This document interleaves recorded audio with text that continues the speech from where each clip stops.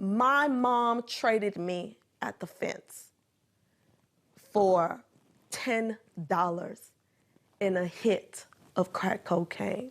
I basically was kicked out of my home at the age of 16 because of my sexuality. From age 4 till I was 12, I was blindfolded and raped and abused.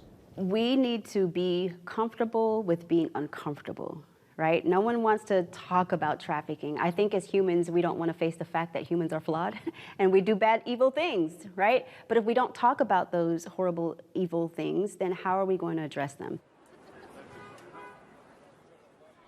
That night, Lisa, a 16-year-old, willingly jumped out of her bedroom window and into Oscar's car. And her life would never be the same. What people need to understand about trafficking is that it doesn't discriminate. It doesn't necessarily target people, it targets vulnerability. It's a crime, and it can happen to anyone.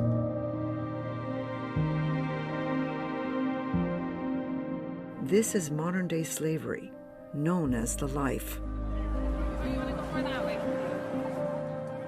I don't know, I think so.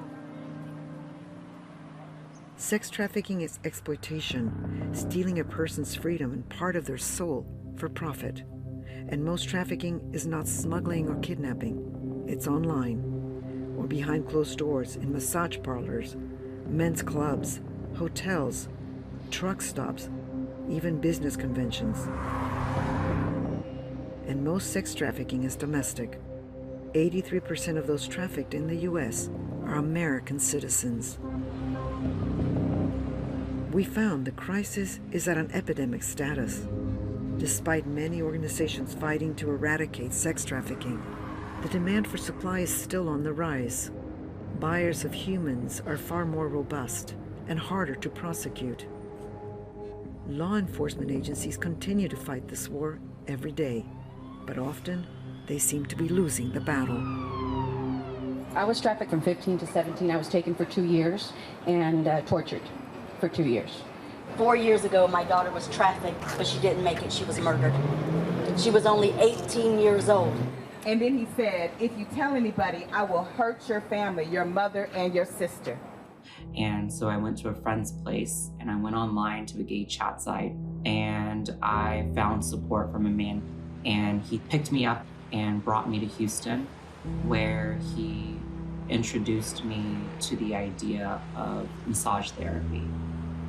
I quickly realized that this wasn't just massage, but this was having sex for money. And I realized that I was being abused every day and sold. It was very hard for me to leave because by then I was brainwashed. The United Nations found 71% of victims are female. The average age a girl is lured or forced into sex trafficking is 15 years old. And as for all male victims, more than a third are under 14. Traffickers use force, fraud, and coercion to engage victims in commercial sex. Because it is a hidden crime, accurate statistics for human sex trafficking are hard to find. But the trade is growing, and Houston has more sexually oriented businesses than any other American city. City of Houston and the state of Texas in general has had less restrictions in terms of travel, in terms of business closures and openings. Which makes Houston very easy for trafficking. So you can move people around very easily. Big city, easy to hide. And there are more illicit brothels in Houston than there are Starbucks. They're near schools, they're near daycare centers, and they're where the money is. They're not on the wrong side of the tracks. They're all on the west side of town where there is money. You're driving by modern slavery, bigger than you've ever seen in the history of the U.S. It's men that are sitting with us in the pews in church. These are the men that are buying these girls and these boys. And these men are largely untouched by the law. The vast majority of those arrested, about 90%, are the trafficking victims. Less than 10% are the buyers.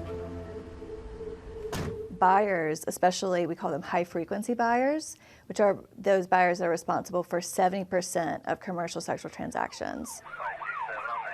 They make on average about $120,000 a year. You got anything on you, man? They're also going to be more likely to be college educated and able to plead out, plead down. It is harder to get a conviction against these buyers, yet so necessary for stopping the demand.